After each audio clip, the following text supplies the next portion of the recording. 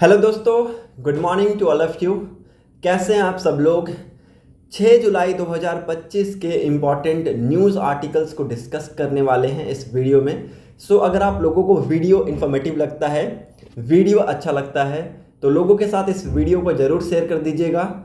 साथ ही साथ चैनल को सब्सक्राइब कर लीजिएगा and don't forget to click on the bell icon to get the latest video update. So let's move to the first page of the newspaper. Discuss करेंगे यहाँ के important news headlines को। निहाल मोदी जो कि PNB case का को accused है, उसको यूएस में अरेस्ट कर लिया गया है। और अरेस्ट किस बेसिस पे किया गया है, यहाँ पे इन्फोर्समेंट डायरेक्टरेट ने और सीबीआई ने यहाँ पे रिक्वेस्ट मेड किया कि इस इंसान को अरेस्ट किया जाए और वहाँ पे इसको अरेस्ट कर लिया गया है। नाउ चार्जेस कौन कौन से हैं, तो कुछ सीरियस चार्जेस हैं, वो मैं आप लोगों को बता देता हूँ, please note down. Nihal Modi allegedly took away the diamond worth $6 million from Hong Kong. Hong Kong से $6 मिलियन के आसपास का डायमंड लेके भाग गया। दुबई से 50 केजी गोल्ड लेके भाग गया। तो ये एक चार्जेस है, इसको लिख लीजिएगा।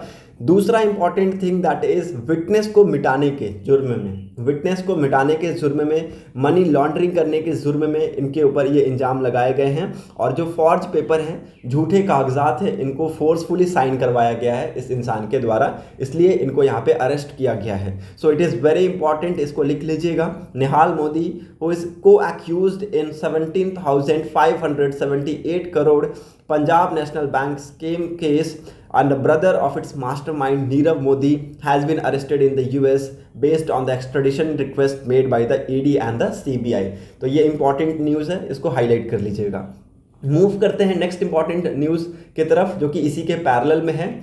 3 Kerala districts on high alert over Nipah, 425 people under observation. देखिए, वापस से केरला में निपा जो वायरस है ये रिसर्फेस्ड हो रहा है और 425 जो लोग हैं अभी अंडर ऑब्जर्वेशन हैं। तो ये इंपॉर्टेंट है, यहाँ पे आप सभी को इसके बारे में भी पता होना चाहिए। मूव करते हैं नेक्स्ट इंपॉर्टेंट न्यूज़ की तरफ। यहाँ पर और कुछ भी इंपॉर्टेंट है नहीं, सो लेट्स मूव अहेड। यहाँ पे भी आपको कुछ भी इंपॉर्टेंट नहीं मिलेगा। 6th पेज पे आइएगा तो यहाँ पे अगेन एक केरला की रिगार्डिंग न्यूज़ है दैट केरला में सेरोलॉजिकल सर्वे कंडक्ट कराया जा रहा है। वापस से यहाँ पे ये लॉन्च होता हुआ आपको देखने को मिलेगा amid Nipah outbreak. Researcher hope to fill knowledge gaps pertaining to virus spill over from bats to humans and recurring outbreaks in northern part, recent cases mark 8th occurrence in Nipah in the state. तो ये again very important news है। वापस से Nipah virus जो है वो सरफेस्ड हो रहा है इन केरला और ये अब तक का ये 8वां अपीयरेंस है, ऐसा यहाँ पे हमें देखने को मिला है। मूव करते हैं 7th पेज पे। वर्ल्ड बैंक का ये रिपोर्ट है जहाँ पे हमें पता चलता है कि India is the 4th most equal country. Very important, इस रिपोर्ट को लिख लीजिएगा। अक्सर एग्जाम में क्वेश्चन बनते हैं कि India is the 4th most equal country, किसने इस रिपोर्ट को दिया था, तो वर्ल्ड बैंक ने इस रिपोर्ट को दिया।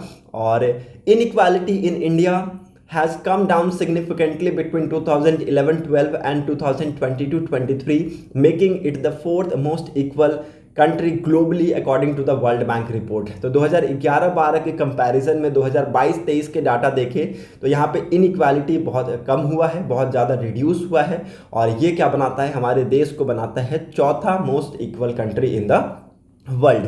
This is in addition to sharp decrease in extreme poverty which has dropped from 16.2 in 2011-12 to 2.3 in 2022-23। तो ये ऑफिशियल डाटा है, इसको लिख लीजिएगा तो आपको आंसर राइटिंग में भी मदद मिलेगा कि हमें एक्सट्रीम पॉवर्टी में भी शार्प डिक्रीज देखने को मिला है। If you will compare the data of 2011-12 to the data of 2022-23 तो you will find that there is a sharp decrease in the extreme poverty. तो ये इंपॉर्टेंट है। यहाँ पे इंडियाज़ के जो जीनी इंडेक्स है उस पर कितना रैंक है, 25.5 है। तो इट्स वेरी इंपॉर्टेंट, इसको लिख लीजिएगा। Which is making 4th most equal country in the world after Republic, उसके बाद स्लोवेनिया, बेलारूस। तो ये 3 कंट्री के बाद इंडिया चौथे पोजीशन पे आता है। मूव करते हैं नेक्स्ट इंपॉर्टेंट न्यूज़ के तरफ। 8th पेज पे आइएगा तो यहाँ पे आप लोगों को बिहार से रिलेटेड न्यूज़ मिलेगा। Over 1 crore voters submitted enumeration forms in Bihar. तो लगभग यहाँ पे देखेंगे कि 1 करोड़ के आसपास जो है वोटर्स ने यहाँ पे एनुमरेशन फॉर्म्स को सबमिट किया है in Bihar. Over 93% forms distributed to the voters for electoral roll revision. आपको मैं बता दूं कि यहाँ पे एक रिवीजन चल रहा है, स्पेशल इंटेंसिव रिवीजन चल रहा है, और यहाँ पे लगभग 93% के आसपास फॉर्म को डिस्ट्रीब्यूट किया गया है।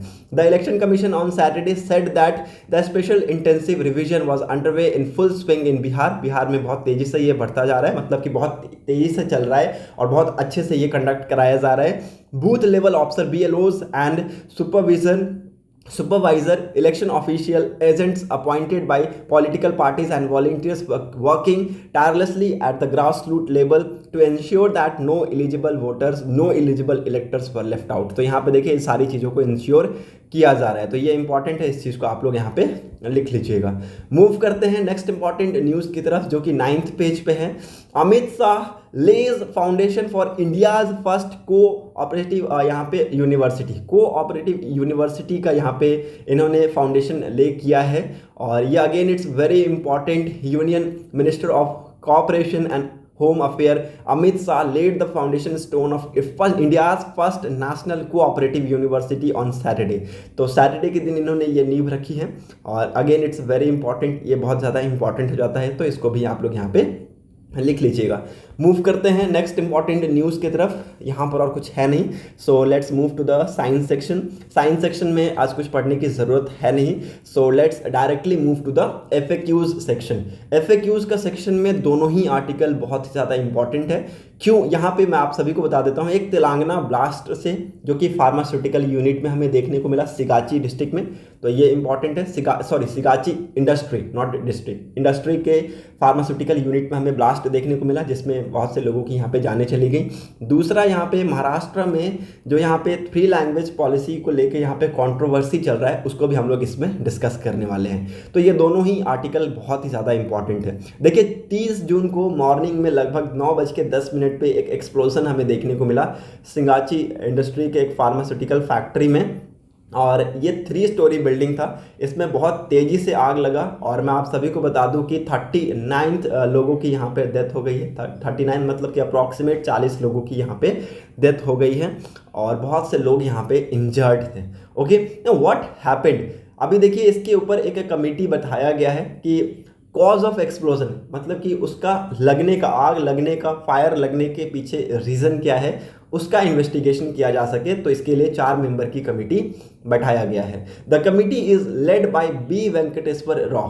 तो ये लिख लीजिएगा कि B वेंकटेश्वर राव इस कमेटी को लीड कर रहे हैं, और इसके अंदर कौन कौन से मेंबर्स हैं तो ये भी आप लोग लिख लीजिएगा। ये यहाँ से लेके यहाँ तक इनके डिटेल्स दिए गए हैं। While the cause is being investigated, pharmaceutical company has issued a statement that accident was not caused by the reactor explosion। देखिए चल रहा था इन्वेस्टिगेशन, इसी बीच में हमें फार्मास्यूटिकल इंडस्ट्री का एक स्टेटमेंट देखने को मिलता है। ये कहते हैं कि जो एक्सीडेंट हुआ है it is not caused by the reactor explosion. Reactor explosion की वजह से ये इंसिडेंट हमें देखने को नहीं मिला है। तो ये इंसिडेंट हुआ कैसे, अब इसके ऊपर इन्वेस्टिगेशन चल रहा है। Sigachi industry was incorporated in 1989 में इसको इनकॉर्पोरेट किया गया था, and was in business of manufacturing micro crystalline cellulose. तो ये देखिए क्या मैन्युफैक्चरिंग करता है, ये मैन्युफैक्चरिंग करता है माइक्रो क्रिस्टलाइन सेलुलोज को यहाँ पे मैन्युफैक्चर करता है। This is nothing more than refined wood pulp और powder.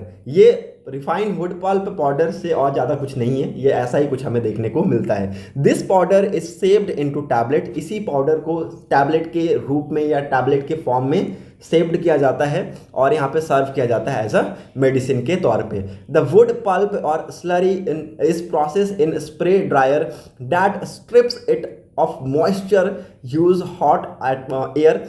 Once processed like this, the wood pulp turns into a fine powder and microcrystalline cellulose। तो देखिए जब ये प्रोसेस्ड हो जाता है तो जो वुड पल्प है ये फाइन पाउडर में तब्दील हो जाता है, या फिर माइक्रोक्रिस्टलाइन सेलुलोज में ये तब्दील हो जाता है। Now this fine powder is suspected to have blown up on that fateful Monday morning. तो ये यहाँ पे एक ऐसा ये बोल सकते हैं, यू कैन की अंदाज़ा लगाया जा रहा है कि इसकी वजह से हमें यहाँ पे इसमें आग लगने का यहाँ पे एक रीज़न हो सकता है, ये कि ये जो फाइन पाउडर है ये अचानक से ब्लोन अप हो गया और ये इंसिडेंट हमें मंडे मॉर्निंग में देखने को मिला। One of the first such dust explosion was recorded in तुरीन in Italy. Italy में सबसे पहली बार इस टाइप का जैसे कि फाइन पाउडर से जो एक्सप्लोजन है वो हमें देखने को मिला था। कब? 1785 में, जहाँ पे दो लोग यहाँ पे इंजर्ड हो गए थे, लोग यहाँ पे इंजर्ड हो गए थे इंक्लूडिंग बॉयज़। तो ये भी इंपॉर्टेंट है, इस चीज़ को भी आप लोग यहाँ पे लिख लीजिएगा। ओके, तो ऐसे एक्सप्लोजन हमने पहले बहुत देखे हैं, चाहे वो फ्लोर मिल्स में हो, कोल माइंस में हो, ठीक है, ग्रेन स्किलोस killings dozens of across the world. तो इन सारे जगहों में अगर आप देखें तो बहुत सारे लोगों की जाने जाती हैं ऐसे एक्सप्लोजन की वजह से। Fire forensic expert says that the blast which occurred at Sigachi was a dust explosion considering the scale of damage, raw material used and processed involved।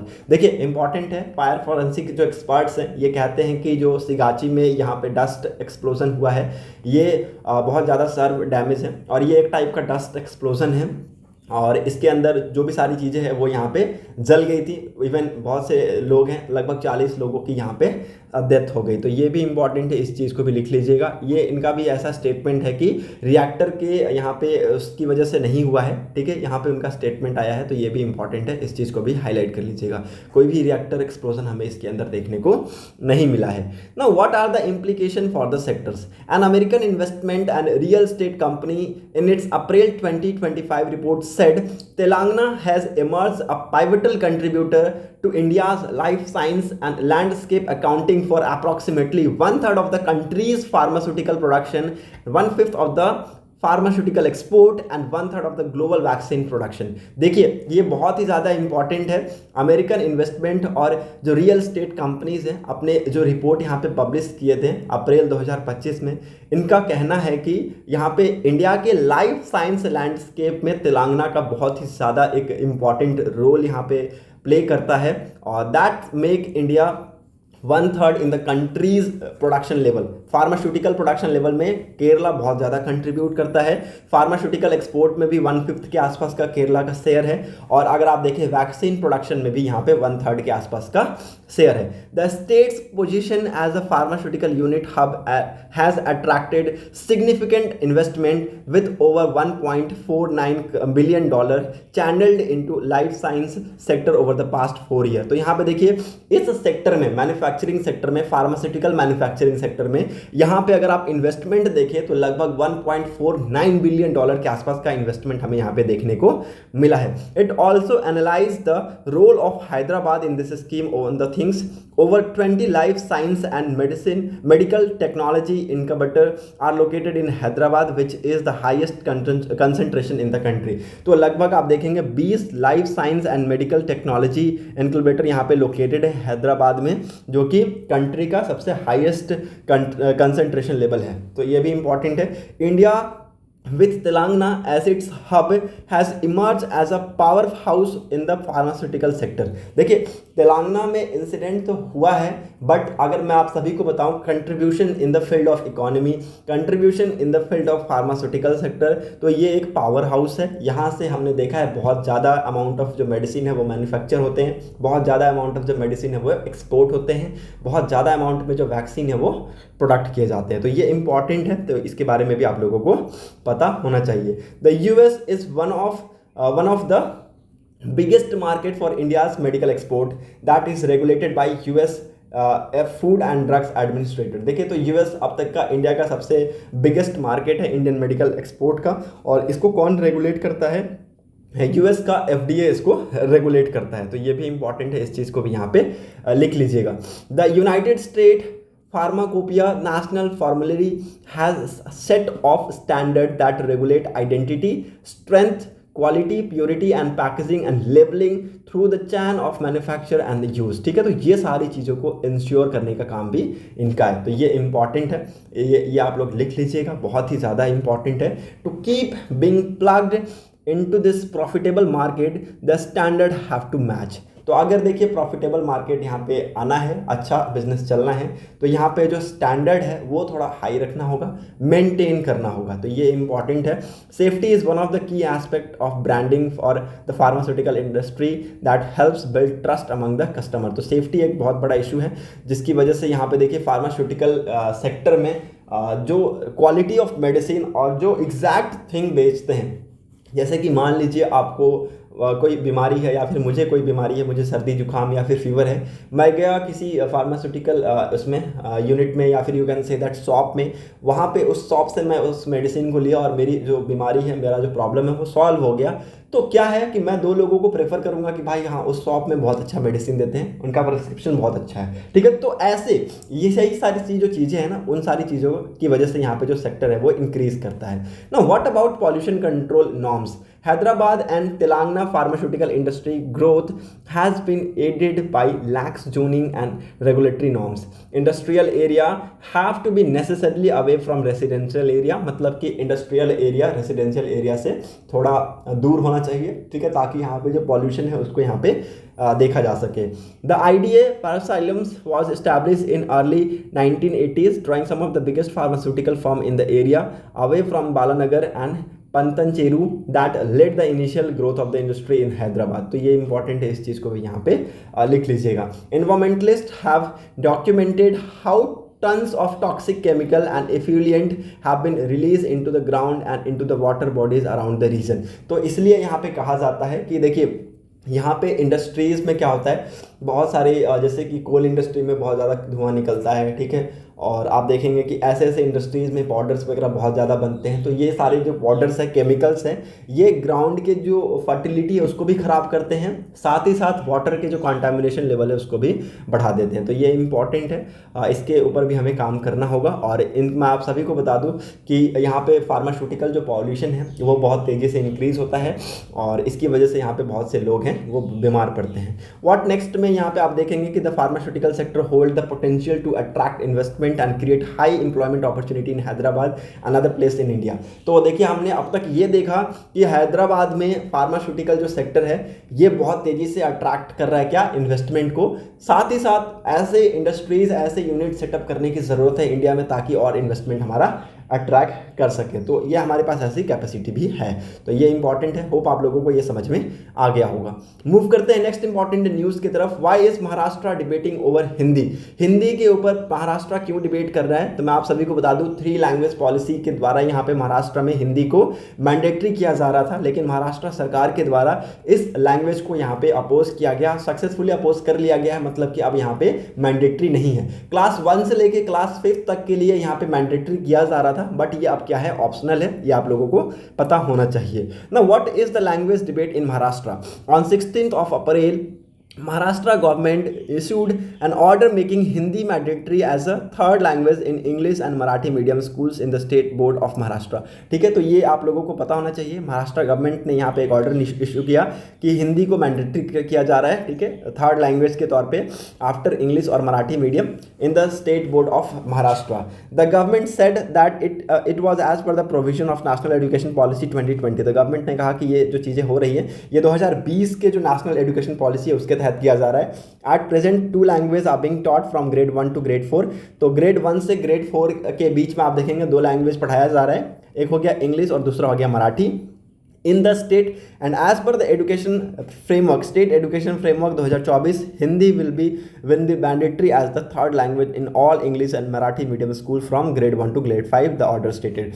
देखिए तो यहाँ पे जो ऑर्डर के अंदर लिखा हुआ है ये ऐसा यहाँ पे लिखा हुआ है कि हिंदी क्या हो जाएगा, मैंडेटरी हो जाएगा एज अ थर्ड लैंग्वेज के तौर पे इन ग्रेड 1 टू ग्रेड 5, ऐसा यहाँ पे किया जा रहा है। Okay, till now third language what introduce only in grade 5 and in above. मतलब ग्रेड 5 और उसके ऊपर आप देखेंगे तो यहाँ पे हिंदी इंट्रोड्यूस है, लेकिन 1 से लेकर 5 के बीच में यहाँ पे इंट्रोड्यूस करने की बात चल रही है, जिसको यहाँ पे ऑपोजिशन ने बहुत बुरी तरीके से अपोज किया। There was widespread opposition to the government decision on 2 ground.